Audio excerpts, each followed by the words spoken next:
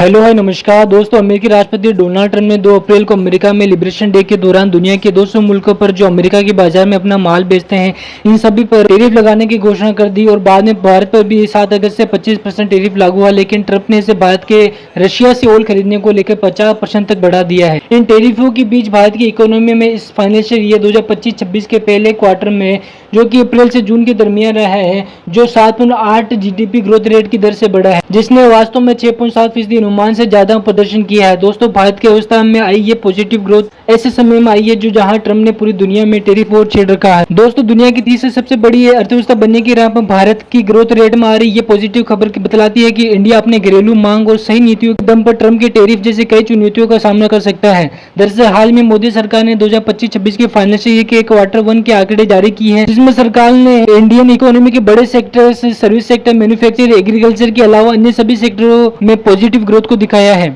Service sector में, जिसमें पिछले साल इस क्वार्टर में 6.8 की ग्रोथ रेट थी, वह अब 9.3% की दर से बढ़ी है। मैन्युफैक्चरिंग और कंस्ट्रक्शन में मेक इन इंडिया का असर हुआ, जिसमें मैन्युफैक्चरिंग सेक्टर में 9.7% की ग्रोथ देखी गई है।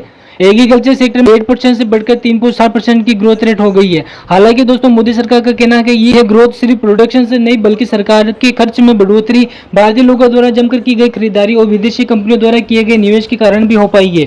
दोस्तों, अब देखना ये होगा कि ट्रंप के 50% टैरिफ के बाद अगले क्वार्टर में भारत की इकोनॉमी पर कितना असर होता है, जहां मोदी सरकार इसकी भरपाई के लिए अमेरिका के मार्केट का अल्टरनेटिव देश खोज रही है, जो शायद चाइना, रशिया या फिर यूरोप हो सकता है, जब तक भारत की ट्रंप से डील नहीं हो जाती।